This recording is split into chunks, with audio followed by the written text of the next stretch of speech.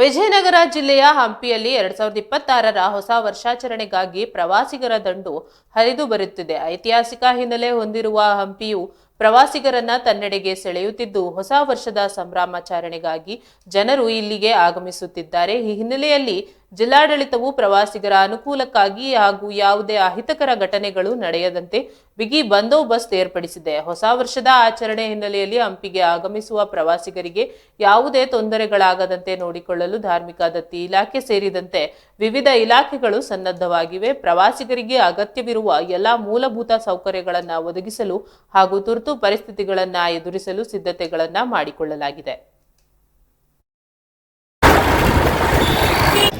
ವೀಕ್ಷಕರೇ, ಇವತ್ತು ಸಾಲು ರಜೆಗಳಿಂದ ಏನು ಹಂಪಿಗೆ ಪ್ರವಾಸಿ ತಾಣವಾಗಿರ್ತಕ್ಕಂಥ ಐತಿಹಾಸಿಕ ಪ್ರವಾಸಿ ತಾಣವಾಗಿರ್ತಕ್ಕಂಥ ಹಂಪಿಗೆ ಜನಸಾಗರವೇ ಹರಿದು ಬರ್ತಾ ಇದೆ.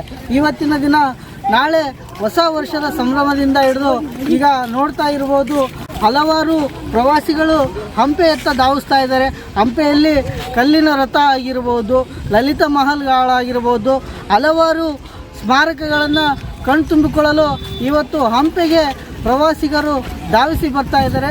ಹಾಗೂ ಸಹಿತ ನಾವು ನೋಡ್ತಾ ಇರ್ಬೋದು, ಇಲ್ಲಿ ಸರ್ಕಾರಿ ಶಾಲೆ ಮಕ್ಕಳು ಸಹಿತ ಇಲ್ಲಿ ಹಂಪಿಯನ್ನು ಕಣ್ತುಂಬಿಕೊಳ್ಳಲು ಬರ್ತಾ ಇದ್ದಾರೆ.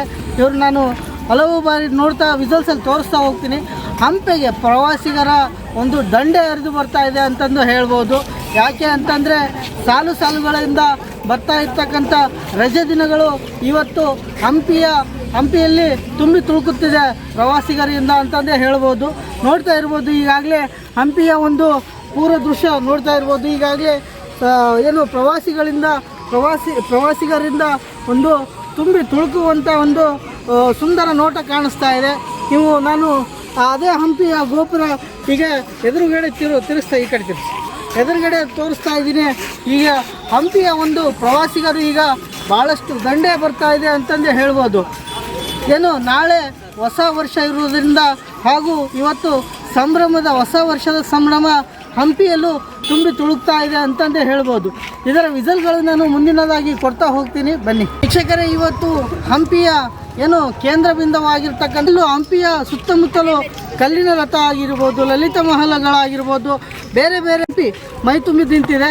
ನಾಳೆ ಹೊಸ ವರ್ಷ ಆಗಿರೋದರಿಂದ ಹಾಗಾಗಿ ಇವತ್ತು ಹಂಪಿ ತುಂಬಿ ತುಳುಕ್ತಾ ಇದೆ ಅಂತ ಹೇಳ್ತಾ ನಾನು ಬಸವರಾಜ್ ಕುಮಾರ್, ಎಡನ್ಸ್, ವಿಜಯನಗರ.